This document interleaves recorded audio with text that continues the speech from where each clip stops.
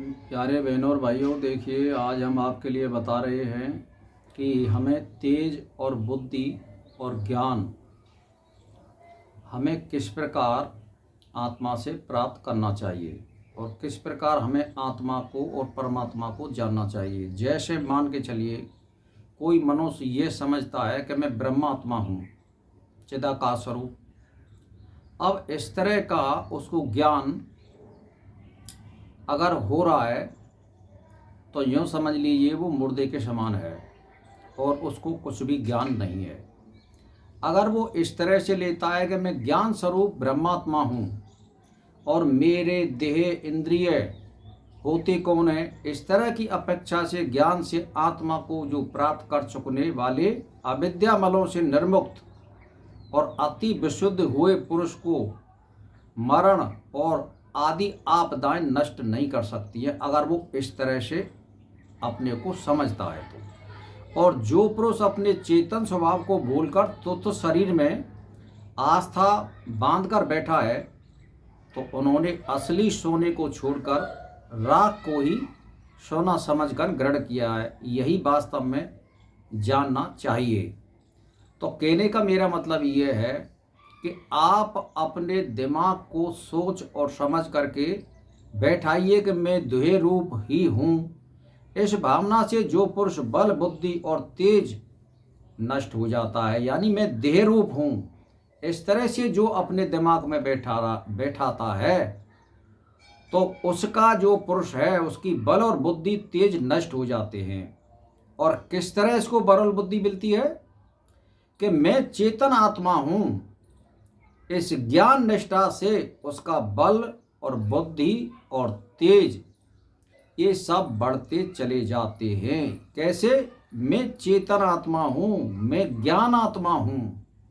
इस तरह से हमें लेना चाहिए। यही हमारे दिमाग और बुद्धि और हमारे जो ज्ञान का जो मार्ग है हमारी बुद्धि में, उसको ठोस तरह से पहुंचाना चाहिए। और ये दिमाग में सोच लेना चाहिए कि हमारा स्वरूप किस प्रकार का है। तो मेरा कहने का मतलब ये है, अगर आप इस तरह से लेते हैं तो तुम्हारी बुद्धि भी बढ़ेगी और तेज भी बढ़ेगा और बल भी बढ़ेगा।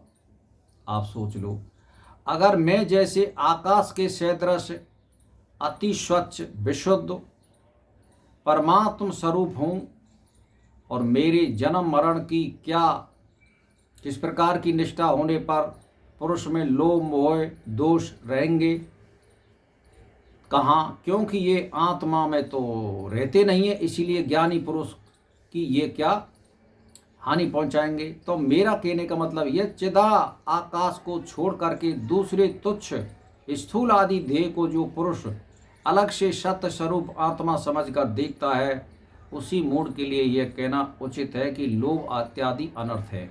तो मेरा कहने का मतलब यह है, हमें अपनी इस शरीर को, कहने का मेरा मतलब यह है, चेतन और ज्ञानात्मा समझना चाहिए।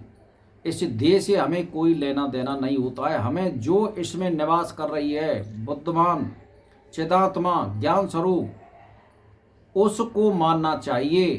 कहने का मेरा मतलब ये, तब आपकी बुद्धि और बल सारी चीज़ बढ़ेंगी।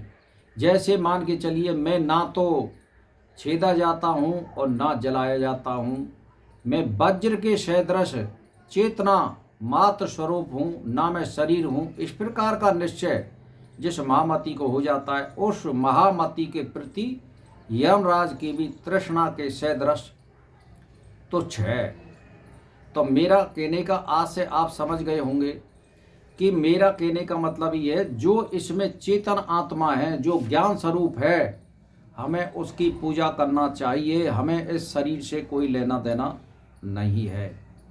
ये तो एक भोगने के लिए ये शरीर हमारा मिला है। हमारे अंदर जो इसमें ज्ञान स्वरूप चेतन स्वरूप ये आत्मा है, हमें उसको मानना चाहिए, हमें उसकी पूजा करनी चाहिए। ये शरीर तो केवल हमें भोगने के लिए प्राप्त हुआ है।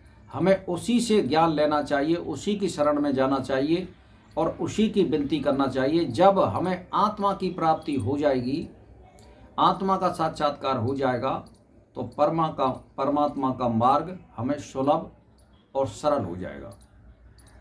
कहने का मतलब ये है, हमें अपनी आत्मा को कभी बुरे कर्मों में नहीं फंसाना चाहिए और ईश्वर से विनती करके यही ज्ञान लेना चाहिए कि हमारी आत्मा है। वो मतलब ये है कि ज्ञान स्वरूप ब्रह्मात्मा हूँ, ऐसे देह में निश्चय करना चाहिए। तो अगर इस बात को आप मानेंगे कि जैसे भाई मैं देह रूप हूँ, इस भावना से पुरुष बल और बुद्धि तेज नष्ट हो जाते हैं।